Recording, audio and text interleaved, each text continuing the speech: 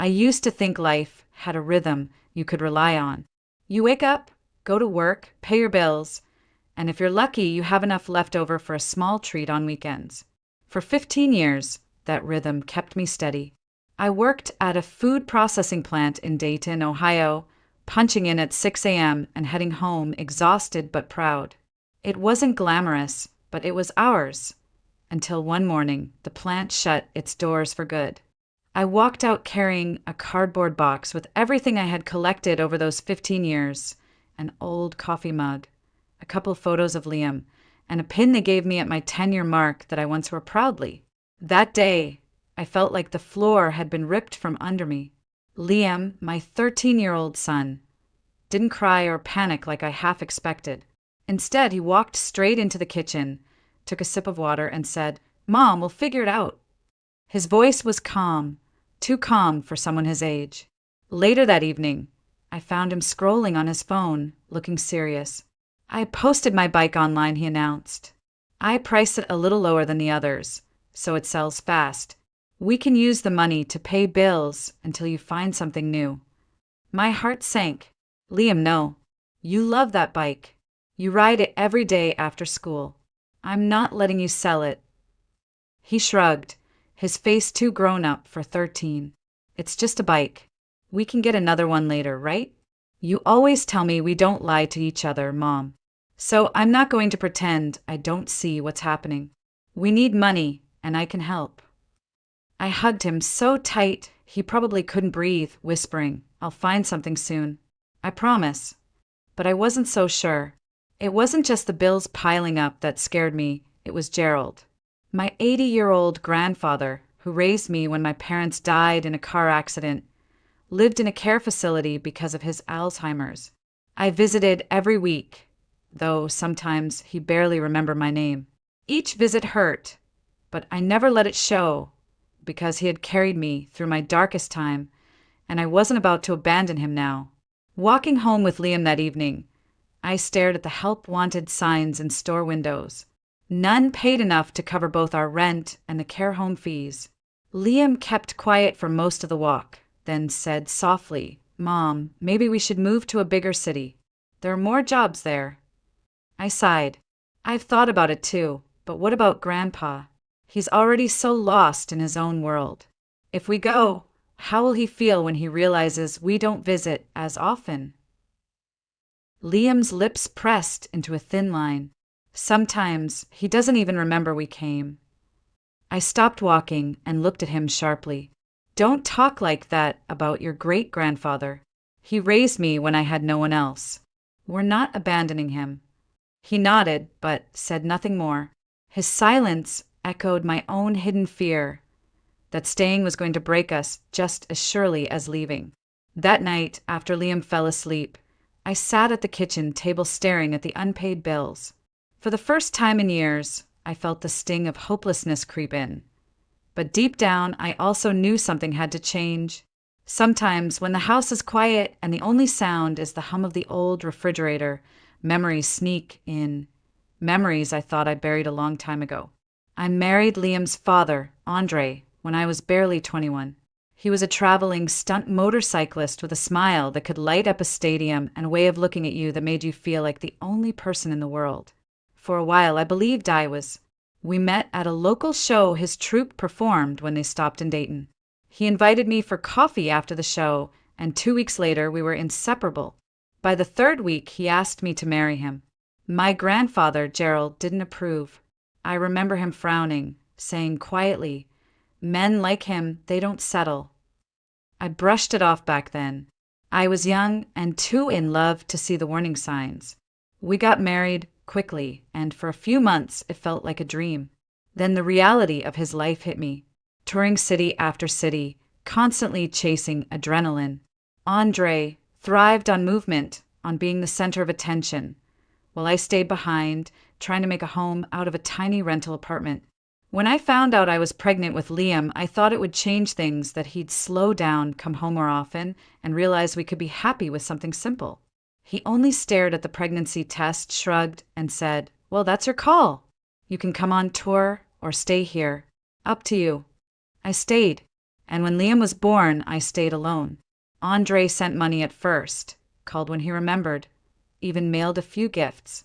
But as months turned into years, those calls became rare, and eventually they stopped altogether. One day, out of nowhere, one of his coworkers called me to apologize, to tell me Andre had been living with someone else for months and often boasted that marriage had been a mistake he corrected early. I filed for divorce the next day. He didn't contest it, didn't even call to ask about Liam. Since then, I built my world around my son and my grandfather. I didn't date. I didn't even think about it. My days revolved around work, homework, doctor visits for Gerald, and bills. Life became predictable if lonely. Still, I told myself it was enough, that I didn't need anyone else, until that factory closed and forced me to face a terrifying truth. I had nothing left to fall back on. No husband, no family support besides Gerald, who barely remembered me, and no safety net. Looking back, maybe I'd been standing still for too long, clinging to what little stability I had instead of reaching for something better. And now I had no choice but to step into the unknown. The next morning, I woke up to the smell of pancakes. Liam stood by the stove, flipping them like a pro, humming a tune I didn't recognize. For a moment, I thought, this boy deserves so much more than this. He deserved a life that wasn't defined by overdue bills and a mother who came home too tired to talk. "Mom, look at this," he said, sliding his phone across the counter. On the screen was a job posting. Full-time housekeeper needed at a private estate near Lake Michigan. Housing included. Competitive pay. I blinked. Housekeeper? Yeah, it's perfect. You don't have to pay rent, and it's way better money than anything here. Plus, it's near the lake.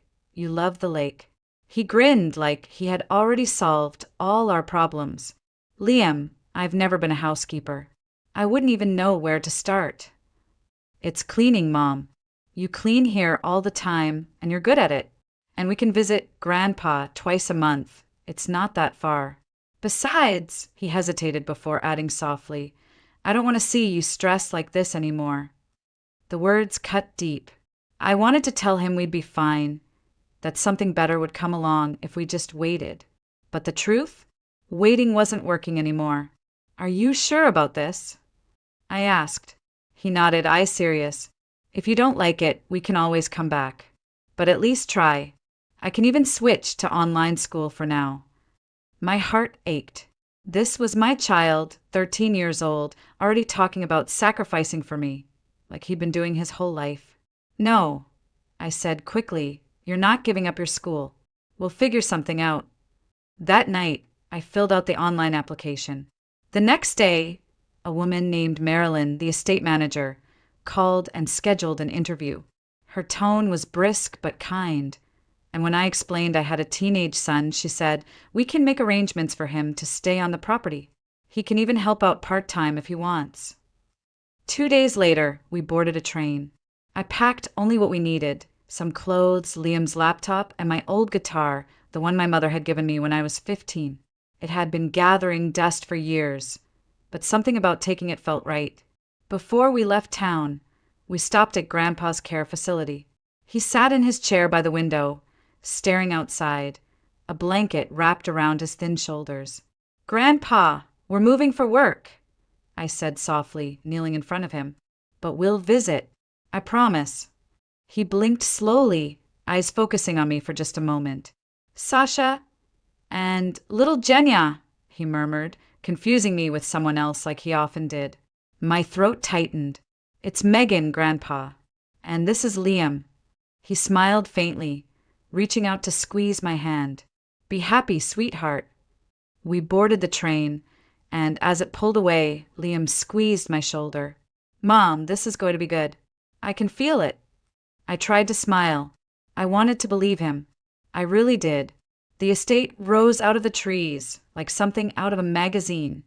Sleek, modern lines blended with the charm of an old converted barn. The place had once been a farm, Marilyn told us on the ride from the train station, but it had been renovated into a creative retreat for its owner. The owner, she said, was Daniel Hayes, a director famous for high-end music videos and commercials. I'd heard the name before, but never paid attention to celebrity news. Marilyn showed us to our quarters, a modest but comfortable two-room suite tucked into one wing of the estate. Liam bounced onto the bed like a kid on vacation, his eyes wide. "Mom, this place is insane. Look at the view." Through the window, Lake Michigan shimmered under a pale blue sky. For a moment, I thought, maybe this won't be so bad. Then Marilyn lowered her voice. "One thing you should know. Daniel can be intense. He's creative, brilliant, but moody. Don't take it personally." I nodded, unsure what that meant until I met him that evening. I had just finished dusting the main living area, a space twice the size of our old apartment, when I heard a voice behind me. "You know that's an original piece, right? Not something from a discount store." I turned quickly, almost dropping the rag. A tall man with sharp blue eyes and perfectly styled dark hair stood there, leaning against the doorframe. He looked younger than I expected, late 30s maybe, but carried himself like someone used to being obeyed. "I'm sorry," I stammered. "I was just being careful." He smirked. "Careful is good. Criticism, however, is optional." It took me a second to realize what he meant, until I saw the TV behind him, playing one of his music videos, a brightly colored, over-the-top dance piece I'd accidentally muttered about earlier. Something like, "Who even watches this stuff anymore?" thinking I was alone. Relax," he said, folding his arms. "I've got professional critics for that. But I have to admit, it's refreshing when the help weighs in." Heat rushed to my cheeks. "I'm sorry, Mr. Hayes." He raised an eyebrow. "Daniel's fine. And for the record, you clean well. Keep that up and we'll get along." He walked out without another word, leaving me standing there, embarrassed and irritated all at once. That evening, Liam returned from exploring the property, his cheeks flushed from excitement. "Mom, guess who I met? Daniel. He's actually cool. He asked me what music I liked and said he might show me his studio." I blinked. The same Daniel I met. Liam grinned. Maybe he just doesn't like grown-ups. Over the next few days, I focused on my work, laundry, dusting, learning which cleaning products went where. Daniel rarely spoke to me, but when he did, it was with quick, sarcastic comments that left me unsure whether to laugh or roll my eyes.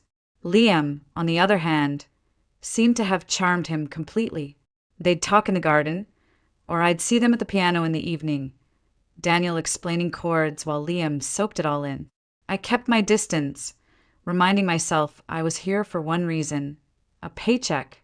But there were moments, like when I'd pass Daniel's office and hear a soft melody coming from his guitar, that made me wonder about the man behind the sarcasm. For someone so successful, he seemed lonely. And I knew loneliness better than I wanted to admit. Days at the estate settled into a rhythm I hadn't felt in years. I woke early, made coffee in a kitchen twice the size of my old apartment, and started my chores, polishing the grand windows, dusting shelves filled with books I wasn't sure anyone had read, and making sure the linen smelled like spring no matter what time of year it was.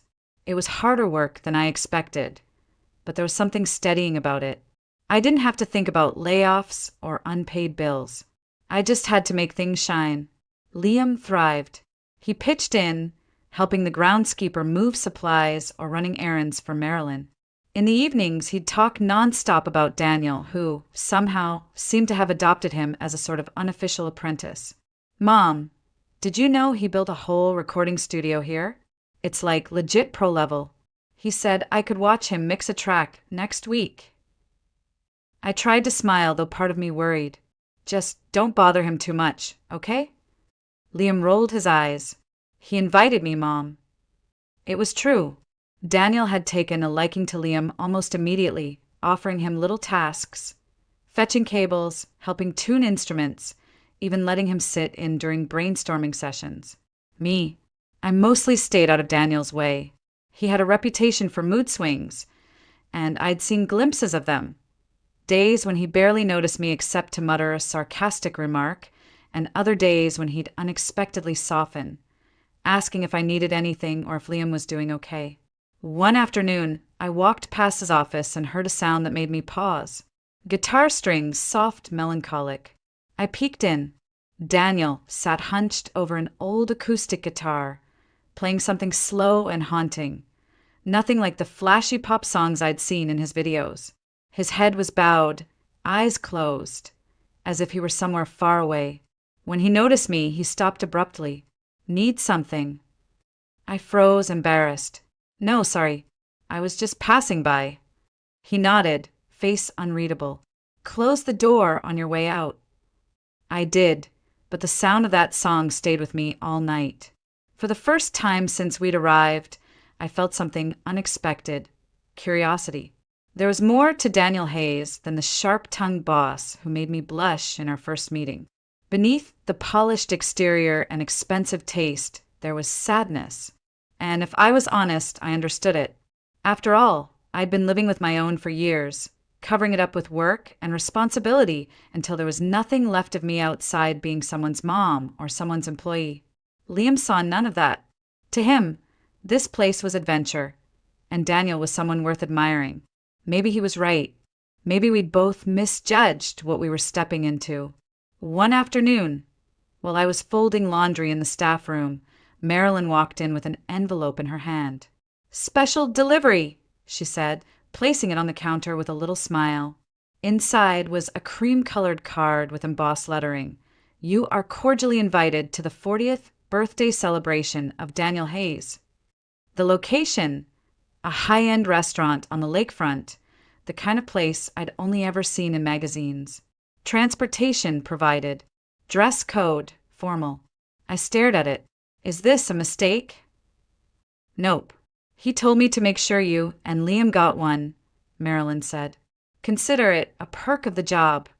A perk or a setup. The first thing I thought was, why me? Daniel barely tolerated me on his best days. Sure, he liked Liam, but me?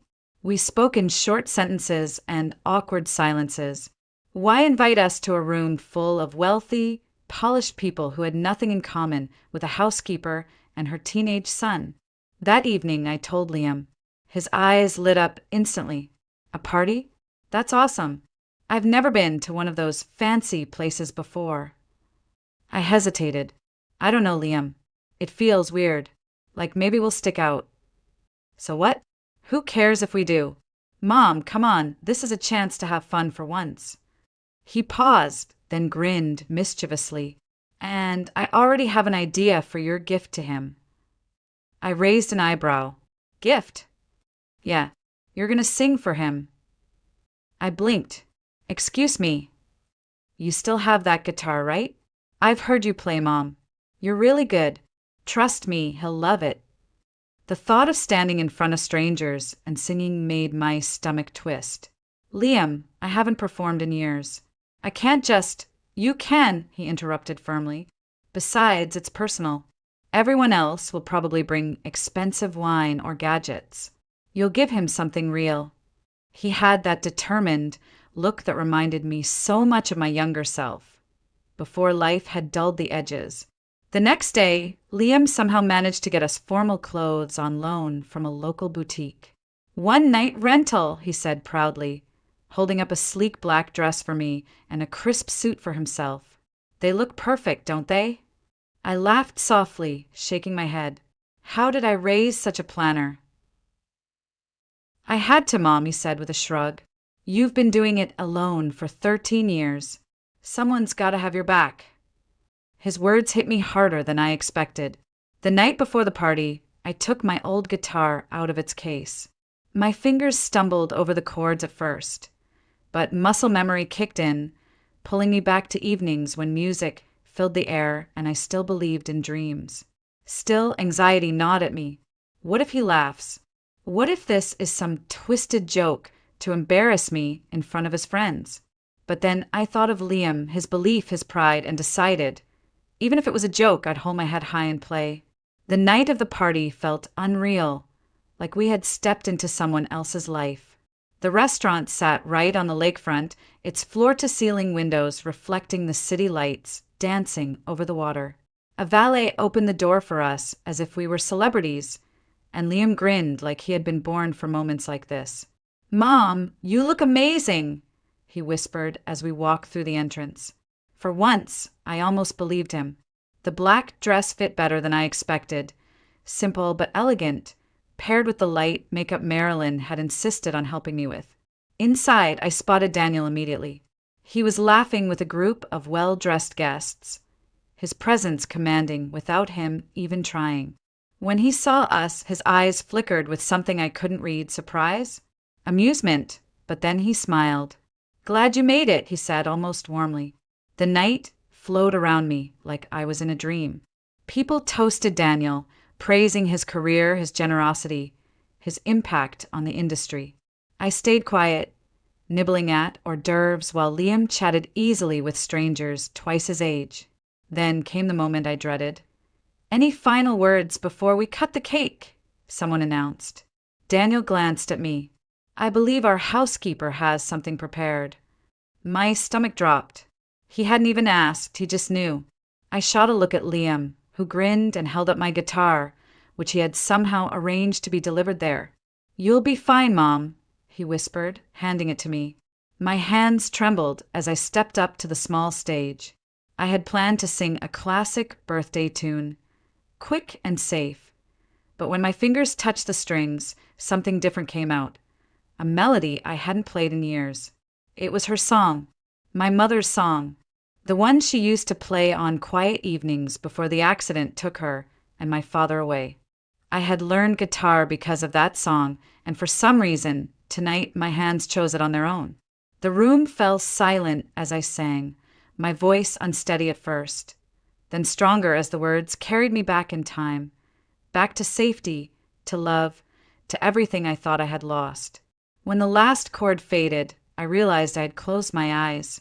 Opening them, I saw something I hadn't expected. People standing, clapping, some even wiping their eyes.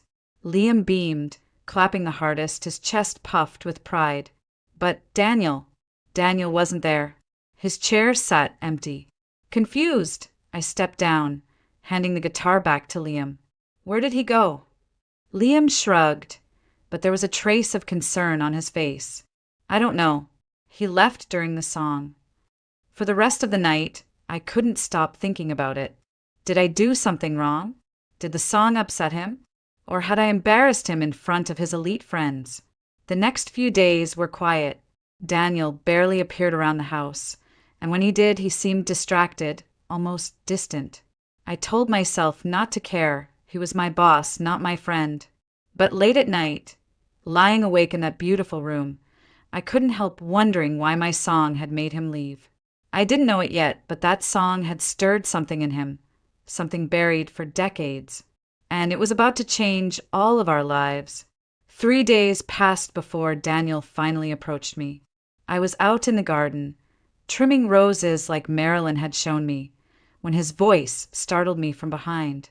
"That song you played," he said quietly. "Where did you learn it?" I turned, surprised by his tone. It was softer than I had ever heard from him. "My mom taught it to me when I was a teenager. She used to sing it to me at night, before the accident." His eyes darkened. "Your mom, what was her name?" "Clara Carter." He froze like I'd hit him. "Clara Carter," he repeated, almost to himself. Then he looked at me, his usual confidence gone, replaced by something raw. "Megan, I need to tell you something." We sat on the patio as he explained. When he was about 7 or 8, he said, a couple had approached him while he was playing outside. The woman had cried when she hugged him, whispering something about finally finding you. She sang to him softly, a tune he never forgot, though he hadn't heard it since. It was the same song. My skin prickled. "Daniel, are you saying you think that woman was my mom?" He nodded slowly. "I never told anyone because I didn't understand what it meant. And my mother, well, the woman who raised me, she said they were just strangers. She was protective, and I believed her." He ran a hand through his hair, looking shaken. "But when you played that song, I knew. It wasn't just familiar. It felt like home." I could barely breathe. "Daniel, I had an older brother. but my parents were told he died at birth. They said there were complications, and my voice broke. Are you saying you might be him? His hands gripped the edge of the table. I don't know, but I need to find out. That evening, we visited Gerald together. My grandfather sat by the window, staring at the autumn leaves outside. I knelt next to him. Grandpa, it's me, Megan. And this is Daniel. Do you remember him? For a long moment, nothing. Then Gerald's gaze sharpened, and his hand trembled as he reached toward Daniel. Jenya, Daniel froze. What? Gerald's voice cracked. My boy, my grandson. Tears welled in his eyes, and for the first time in months he seemed fully aware. They told us you were gone. But I knew something wasn't right. I gripped Daniel's arm, stunned. Grandpa, you're sure? Gerald nodded weakly, his old eyes never leaving Daniel. The eyes, those Carter eyes, and that song. Clara sang it for both of you. Daniel's chest rose and fell as if he couldn't get enough air. All these years, I thought I didn't belong anywhere. And I had a family. I had you. I felt tears streaming down my own face. You're my brother! He turned to me, his expression breaking into something between disbelief and relief. Yeah, it looks like I am. For the next hour, we stayed with Gerald, letting him ramble about the past. He spoke of my parents' grief after losing their firstborn son, and how they never fully recovered. Hearing it all felt like someone had opened a door I didn't even know existed in my life. When we left, Daniel insisted on driving straight to the facility's administration to move Gerald into private care at the estate. He deserves better than this, Daniel said firmly. If I'm really family, I'm going to act like it. Over the next weeks, everything changed. Gerald was relocated into a comfortable private suite, with round-the-clock nurses Daniel personally hired. His moments of clarity became more frequent, and whenever they faded, he seemed calmer, safer. Daniel and Liam grew inseparable. Liam spent hours in the studio, learning chords and digital editing from Daniel, who joked that he had finally found a student worth teaching. In the evenings, the three of us would sit together, talking about nothing and everything at once. Family, music, dreams. One night, Daniel pulled me aside. You don't work for me anymore, he said. I blinked. What? You're my sister, Megan. You don't answer to me. You work with me now. I want you to do what you love. That song you played, you have talent. Use it. I laughed through tears. I haven't performed in years. Then start small. Teach kids. Make music again. Whatever you want. Just don't bury yourself like I did. It hit me then how much he had been carrying. Years of loneliness and ambition masking the pain of never knowing where he came from. And now, suddenly we both had a family again when we thought we'd lost forever. Life settled into a rhythm again. But it wasn't like the one I had before. This time it was fuller, warmer. Gerald's new suite at the estate had a big bay window that overlooked the gardens. Sometimes, when he was lucid, he'd sit there, holding a cup of tea and humming the very same song my mother used to sing. When the confusion came back, he didn't panic like before. Instead, he seemed calmer, almost peaceful, surrounded by family instead of sterile white walls. Daniel took to visiting him every evening, sometimes reading old letters aloud or playing guitar softly by his bedside. Seeing him there, this man who once seemed so sharp-edged and untouchable, soften into the role of a grandson, filled something in me I didn't know was empty. One evening, Daniel surprised me with a question. What would you think about using the old barn near the lake as a music space? Not for me, for you. I blinked. For me? You told me you used to teach yourself on that guitar. You could teach other kids. Liam told me you used to dream about it. I looked at my son, who was grinning sheepishly from across the room. Did you tell him everything about me? Liam shrugged. Pretty much. He's family now. No secrets. Daniel laughed, and for a moment it felt like we had always been this way. Siblings sharing plans, teasing, helping each other heal from things we didn't even know were broken. The barn was renovated within weeks. Fresh paint, polished floors, and a small stage with proper sound equipment Daniel insisted on installing. On opening day, Liam stood beside me, proudly holding up a little sign he'd made. Carter Music Academy. At first, just a handful of neighborhood kids came to learn, but soon word spread. Kids from nearby towns showed up, some shy, some brimming with talent, all of them hungry for a place to belong. I taught them not just chords and notes, but how music could hold your heart together when everything else felt like it was falling apart. Daniel was there for almost every session, sometimes giving pointers, sometimes just sitting back watching. And Liam had found his own calling. He started producing simple beats, learning digital, mixing from Daniel, and slowly building a portfolio of his own. One evening, after class, we gathered in Gerald's suite.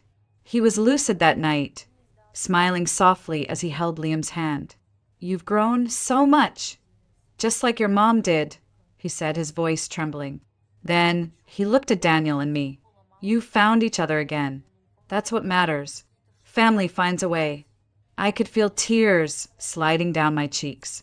Daniel reached for my hand, his eyes bright but steady. "Yeah, Grandpa," he whispered. "Family finds a way." Then, almost instinctively, Daniel handed me my guitar. "Play it," he said quietly. "The song." I hesitated, then nodded. My fingers found the chords easily, like they were always waiting. Liam hummed along at first, then began to sing, his voice clear and strong. Daniel tapped a rhythm on the arm of Gerald's chair, and soon all 3 generations were bound by one simple melody, a melody that had started as my mother's lullaby and somehow carried us all back to each other. When the last note faded, Gerald wiped his eyes and smiled. "Perfect," he whispered. That night, after everyone had gone to bed, I sat on the porch and looked out at the lake. Months ago, I had felt lost, desperate, certain my life had narrowed to bills and exhaustion. But then came one unexpected job offer, one sarcastic boss with blue eyes like my grandfather's, and one song I hadn't played in years. I had left home searching for a paycheck and found something far greater, a brother, a renewed sense of purpose, and the reminder that family isn't just who you're born with, it's who you fight to keep, even when you think they're gone. And as I closed my eyes, I could almost hear my mother's voice in the wind, singing softly like she was there with us all along.